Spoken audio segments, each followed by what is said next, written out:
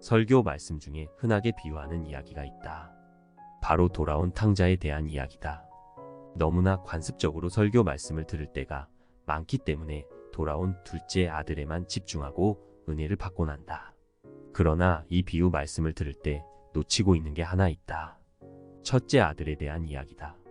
흔히 우리의 모습이 세상의 쥐엄 열매를 주워 먹다가 돌아온 둘째 아들 모습이라고 착각한다.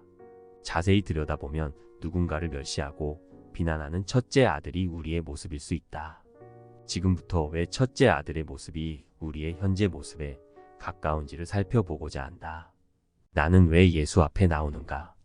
대체로 사람들은 탕자의 비유를 읽을 때 집을 나갔다가 다시 돌아온 둘째 아들 즉 탕자에게 집중해 왔다. 하지만 그러면 이야기의 진정한 메시지를 놓친다. 두 형제가 각기 하나님으로부터 멀어지는 다른 길을 대변하기 때문이다. 천국에 들어가기를 구하는 길도 양쪽이 서로 다르다. 예로부터 교회나 기독교 교육 프로그램에서 탕자의 비유, 본문을 가르칠 때면 아버지가 회개하는 둘째 아들을 거저받아 준다는데 거의 전적으로 초점이 맞추어졌다. 나도 이 비유를 처음 들었을 때는 예수님의 첫 청중이 눈시울을 적셨을 것으로 생각했다. 그들이 어떻게 살아왔든 하나님이 늘 사랑으로 받아주실 테니 말이다. 그러나 그렇게 받아들인다면 우리는 이 비유를 감상적으로 다루는 것이다. 이 이야기의 관역은 제멋대로 사는 죄인들이 아니라 성경의 규정대로 행하는 종교적인 사람들이다. 예수님이 타이르시는 대상은 부도덕한 외부인이라기보다 도덕적인 내부인이다. 그분은 그들이 눈멀고 편협해 스스로 의로운 줄 알고 있으며 그로 인해 자신의 영혼만 아니라 주변 사람의 삶까지도 멸망에 빠뜨리고 있음을 보여주려 하셨다. 그러니 예수님이 주로 동생들에게 그분의 무조건적 사랑을 확신시켜 주려고 이 이야기를 하셨다고 생각하면 오산이다. 그분의 이야기는 동생의 해로운 자기중심성을 드러낼 뿐 아니라 형의 도덕주의적 삶도 가차없이 질책한다. 예수님은 종교적인 사람이나 종교를 등진 사람이나 둘 다 영적으로 잃어버린 존재이고 삶의 길도 양쪽 다 막다른 골목이며 하나님과 맺어지는 법에 대해서도 인류가 품어온 생각이 모두 잘못된 것이라고 말씀하신다. 그분은 종교를 등진 사람들의 편도 아니고 종교적인 사람들의 편도 아니지만 종교적 도덕주의를 특히 치명적인 영혼의 병으로 꼽으신다. 예수님이 종교적인 사람과 인종적으로 소외된 사람, 종교적인 사람과 정치적으로 소외된 사람을 만나실 때면 소외된 사람은 매번 예수님과 가까운 사이가 되지만 형부류의 사람은 그렇지 못했다. 우리의 설교와 행실이 사람들에게 미치는 영향이 예수님과 같지 않다면 우리가 전하는 메시지가 예수님이 선포하신 메시지와 같지 않은 것이다. 우리가 동생들의 마음에 닿지 못하고 있다면 우리 교회가 생각보다 더 형들의 세상이라는 걸 깨달아야 한다. 우리도 잃어버린 두 아들처럼 질주한다. 예수님의 이야기에 가장 걸맞은 명칭은 잃어버린 두 아들의 비유일 것이다. 이 드라마는 두 막으로 되어 있다. 1막의 제목은 잃어버린 둘째 아들이고 2막의 제목은 잃어버린 맏아들이다. 먼저 짧지만 충격적인 요청으로 1막이 시작된다. 둘째 아들은 아버지에게 가서 재산 중에서 내게 돌아올 분깃을 내게 주소서라고 말한다. 이 비유를 들은 최초의 청중은 이런 요구에 경악했을 것이다. 아들이 가산의 일부를 자기 몫으로 바라는 게 부당해서는 아니다. 당시에 아버지가 죽으면 맏아들은 다른 자녀보다 2배의 유산을 받았다. 아버지의 상속자가 둘이면 재산의 3분의 2는 맏이의 차지가 되고 나머지 3분의 1은 둘째에게 돌아갔다. 그러나 유산의 분배는 아버지의 사후에만 이루어졌다. 둘째 아들이 유산을 지금 달라고 한 것은 지극히 무엄한 행위였다. 아버지 생전에 유산을 구한다는 건 아버지가 죽기를 바란다고 말하는 것과 같았다. 한마디로 둘째 아들의 말은 자신은 아버지의 재산만 원할 뿐 아버지는 싫다는 뜻이었다.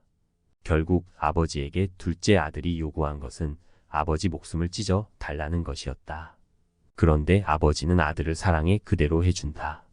당시 예수님의 이야기를 들었던 청중은 대부분 중동의 가부장에게서 그런 식의 반응을 본 적이 없었을 것이다.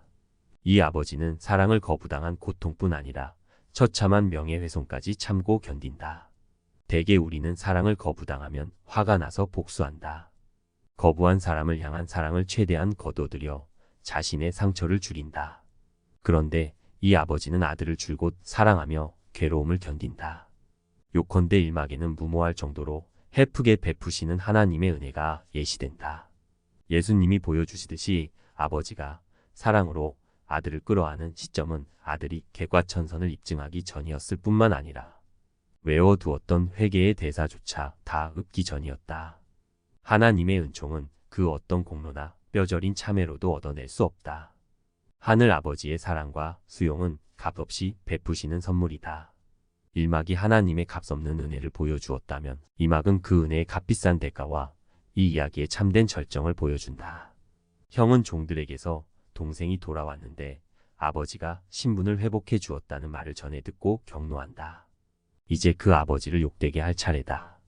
그는 아버지가 베푼 가장 큰 잔치이자 공적인 행사에 들어가지 않는다. 문 밖에 남아 아버지의 행동에 대해 공공연히 불신임의 표를 던진다. 아버지가 맏아들과 말하려고 부득이 자리를 뜬 것은 대연의 주체자로서 채신이 깎이는 일이었다.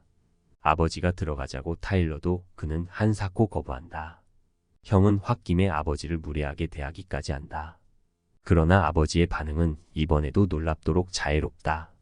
아들아라고 그는 말문을 연다. 내가 사람들 앞에서 나를 욕되게 했다만 나는 너도 잔치에 동참했으면 좋겠다. 나는 내 동생을 버리지 않을 것이고 널 버릴 마음도 없다. 내 말대로 자존심을 버리고 잔치에 들어오너라. 선택은 내 몫이다. 들어오겠느냐 말겠느냐? 예상을 뛰어넘는 인자한 호소가 심금을 울린다. 한마디로 예수님은 하나님과의 관계에 대해 우리가 안다고 생각하는 모든 것을 재정의하신다. 죄를 잃어버린 바 된 상태와 구원의 바른 의미를 알려주신다. 스스로 하나님 노릇한다면 충성했어도 죄다. 비유에서 나오는 형제를 통해 예수님은 사람들이 행복과 만족을 찾으려 하는 두 가지 기본적인 길을 보여주신다. 하나는 도덕적 수능의 길이고 또 하나는 자아 발견의 길이다. 둘 다 인생관의 색깔을 입히는 렌즈이자 세계관을 형성하는 틀이다. 둘 다 자신의 의미와 가치를 찾는 길이고 세상의 악을 해결하는 길이며 옳고 그름을 구별하는 길이다. 비유 속의 형은 도덕적 수능의 길을 대변한다. 예수님 시대의 바리새인들은 자신들이 하나님께 선택받은 백성이로되 그 신분을 잊지 않고 그분의 복과 최종 구원을 받으려면 성경에 엄격히 순종할 수밖에는 없다고 믿었다. 이 틀이 무수히 다양한 형태로 표출되기는 하지만 그들은 하나같이 하나님의 뜻과 공동체의 규범을 개인의 만족보다 앞세워야 한다고 믿는다. 비유 속의 동생은 자아 발견의 길을 대변한다. 고대의 가부장적 문화에도 이 길을 택하는 사람들이 덜어 있었으나 오늘날에 훨씬 많다. 이 틀의 주장대로라면 개개인은 관습과 인습을 초월해 자유로이 각자의 목표와 자아 실현을 추구해야 한다. 이 관점에 따르면 전통, 편견, 위계적 권위 등 개인의 자유를 가로막는 장벽이 약화되거나 제거될 때 세상은 더 나은 곳이 된다. 서구 사회는 뿌리 깊게 이 두 접근으로 양분되어 있어 누구도 그 외의 삶의 길이 있다고 생각할 수 없을 정도다. 당신이 그중 한쪽을 비판하거나 거리를 두면 모두들 당신이 다른 쪽을 택했다고 단정한다. 양쪽의 접근 모두 온 세상을 두 가지 기본 집단으로 갈라놓는 경향이 있기 때문이다. 그렇다면 모든 사람이 둘 중 하나의 범주에 속한다고 결론 지어야 할까? 그렇기도 하고 아니기도 하다. 수많은 사람이 기질상 도덕적 수능의 삶이나 자아 발견의 삶 중 한쪽으로 끌리게 마련이다. 그러나 왔다 갔다 하는 사람들도 있다. 삶의 시절에 따라 이쪽 전략을 시도하다가 저쪽으로 넘어간다. 도덕적 수능의 틀대로 해보다가 거기에 짓눌려 자아 발견의 삶으로 획 돌아선 사람들도 많이 있고 그 반대의 궤적을 그리는 사람들도 있다. 일막의 예수님이 둘째 아들을 통해 묘사하신 죄는 누구나 수긍할 만한 것이다. 이 젊은이는 집안을 욕되게 하며 허랑방탕하게 살아간다. 완전히 통제력을 잃고 하나님을 대변하는 비유 속의 아버지와 멀어진다. 누구든지 그렇게 사는 사람은 하나님으로부터 끊어질 것이며 비유를 듣던 청중도 다 그렇게 생각했을 것이다. 그러나 이막의 초점은 맏아들이다. 그는 아버지에게 철저히 순종했고 유축컨대 하나님의 명령에 다 순종한 셈이다. 그는 대단한 극기로 자신을 완전히 통제했다. 두 아들을 보통 기준에서 보면 하나는 못됐고 하나는 착하지만 아버지와 멀어져 있기는 둘 다 똑같다. 아버지가 밖으로 나가 둘 다 사랑의 잔치로 불러들여야 한다. 그래서 비유 속에 잃어버린 아들은 하나가 아니라 둘이다. 그런데 이 막의 결론은 상상을 초월한다. 탁월한 이야기꾼인 예수님은 일부러 맏아들을 멀어진 상태로 놓아둔다. 못된 아들은 아버지의 잔치에 들어가는데 착한 아들은 그렇지 않다. 창녀들과 노란한 사람은 구원받는데 도덕적으로 올바른 사람은 여전히 잃어버려진 상태다. 이야기의 끝부분에서 바리새인들이 기겁하는 소리가 들리는 듯하다. 여태까지 그들이 배웠던 모든 내용이 완전히 뒤집히는 순간이었다. 형이 아버지의 사랑을 잃고 있음은 착함에도 불구하고가 아니라 착하기 때문이다. 그와 아버지를 갈라놓은 것은 그의 죄가 아니라 자신의 도덕적 이력에 대한 교만이다. 그를 아버지의 잔치에 동참하지 못하게 막는 건 그의 악이 아니라 의다. 두 형제의 마음과 그것으로 대변되는 두 삶의 길이 언뜻 달라 보이나 몹시 닮아 있다는 데 있다. 둘 다 아버지의 권위를 못마땅히 하며 거기서 벗어나려 했다. 둘 다 아버지를 좌지우지할 수 있는 위치에 서려 했다. 다시 말해서 두 아들 모두 반항했다. 방법상 하나는 아주 못되게 굴었고 또 하나는 지극히 착했을 뿐이다. 둘 다 아버지의 마음을 멀리 떠난 잃어버린 아들이었다. 행동의 틀은 두 형제가 극명한 대조를 이루지만 이면의 동기와 목표는 같다. 방식만 다를 뿐 둘 다 자기 마음속에서 집착하고 있는 목표물을 얻기 위해 아버지를 이용하고 있다.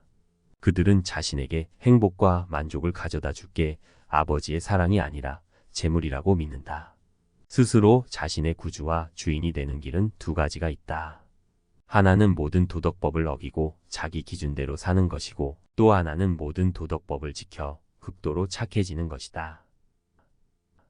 두려움에 기초한 맹종, 불순종만큼 위험하다. 형은 화가 났다.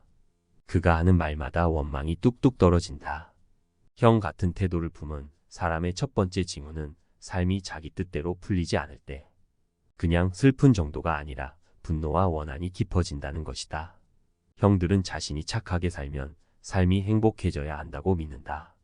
자신이 기준에 부합하려고 열심히 노력하면 하나님이 평탄한 길을 주실 의무가 있다고 믿는다. 형들이 고난에 대처할 줄 모르는 것은 그들이 준수하고자 하는 도덕 자체가 결과지향적이기 때문이다.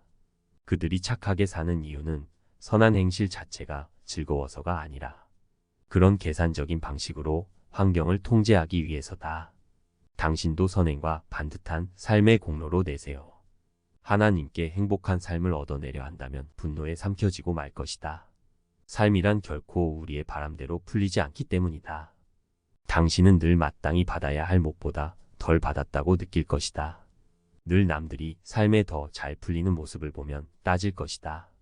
이런 원망은 당신 탓이다. 그 원인은 다른 사람의 형통한 삶이 아니라 당신이 자신의 행위로 삶을 통제하려 했기 때문이다. 어쩌면 형에게는 자신의 자아상을 떠받치기 위해 비난의 대상으로 늘 고집불통인 동생이 필요했는지도 모른다. 어쩌면 동생은 잘난 척하는 형 때문에 객과천선하기가 더 어려웠는지도 모른다. 그러다 동생이 잘못을 인정하고 아버지가 그를 환영해 주자 형은 기존의 구도가 깨졌음을 깨닫고 노기가 충천했다. 형의 태도를 품은 사람들의 또 다른 징후는 기쁨 없이 두려움에 기초한 맹종이다. 이 형은 오로지 의무감 때문에 아버지에게 순종했음을 보여준다. 기쁨이나 사랑은 간 곳이 없다. 아버지를 기쁘게 해드리는 것만으로는 보상이 안 된다. 마찬가지로 형들은 윤리 규범을 꼼꼼히 엄수하고 가정과 공동체와 사회에서 모든 전통적인 책임을 다한다. 그러나 그것은 기쁨 없이 노예처럼 일하는 고역이다. 노예는 두려움 때문에 일한다. 무력으로 가해질 결과가 두려운 것이다. 바로 이것이 형의 근본 동기다. 결국 형들이 착하게 사는 것은 기쁨과 사랑 때문이 아니라 두려움 때문이다. 형 부류의 사람들은 선행 자체가 즐겁거나 사람들을 사랑해서 선을 행하는 게 아니다. 하나님을 기쁘게 하기 위해서도 아니다. 그들이 양식과 옷을 베푸는 대상은 굶주린 빈민이 아니라 자기 자신이다. 뿌리 깊은 이기심이 고스란히 건재할 뿐 아니라 두려움에 기초한 도덕이 오히려 이를 더 부추긴다. 형 같은 태도의 마지막 징후는 아버지의 사랑에 대한 확신이 없다는 것이다. 형 부류의 사람들의 분노와 우월감은 모두 정서 불안과 두려움과 내적 공허감에서 비롯되는 것이다.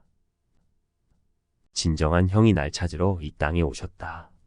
동생의 족쇄든 형의 족쇄든 각자 잃어버린 바 된 상태에서 벗어나려면 우리에게 필요한 것은 무엇인가?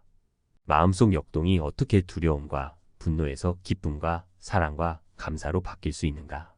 첫 번째로 필요한 것은 하나님의 주도적 사랑이다. 보다시피 아버지는 두 아들 모두에게 먼저 나가 사랑을 표현한다.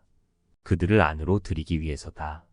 그분은 방탕하게 살아가는 자유분방한 사람들만 사랑하시는 게 아니라 완고한 종교적인 사람들도 사랑하신다. 하나님이 먼저 우리를 찾지 않으시는 한 우리는 절대로 그분을 만날 수 없다. 하지만 그분이 우리를 찾으시는 방식이 각기판이할 수 있음을 잊어서는 안 된다. 동생의 경우처럼 하나님은 극적으로 와락 우리를 얼싸 안으실 때도 있다. 그런가 하면 우리가 계속 등을 돌리고 있음에도 형의 경우처럼 그분이 차분히 끈기 있게 우리를 설득하실 때도 있다. 지금 그분이 당신을 설득하시는 것을 어떻게 알 수 있을까? 만일 자신의 길 잃은 상태가 점차 느껴지면서 거기서 벗어나고 싶은 마음이 든다면 그 갈망이 저절로 만들어진 게 아님을 알아야 한다. 그 과정에서 그분의 도움이 필요하다. 지금 그런 일이 벌어진다면 이 순간 그분이 당신 곁에 계시다는 확실한 증표다. 이 비유에서 배워야 할 게 또 있다. 우리의 회개는 개별적인 죄를 뉘우치는 정도가 아니라 그보다 깊어야 한다. 형을 구원의 잔치에 들어가지 못하게 막는 것은 자신의 나쁜 행실에 대한 회개가 아니라 선한 행실에 대한 교만이다. 형의 문제는 스스로 의롭다 여기는 태도다. 그는 자신의 도덕적 이력을 내세워 하나님과 사람들에게 빚을 지운다. 그분과 그들을 통제하여 자기가 원하는 대로 하게 만든다. 참된 그리스도인이 되려면 자신이 잘한 일들의 동기까지 회개해야 한다. 바리새인은 죄만 회개하지만 그리스도인은 자신의 의의 뿌리까지 회개한다.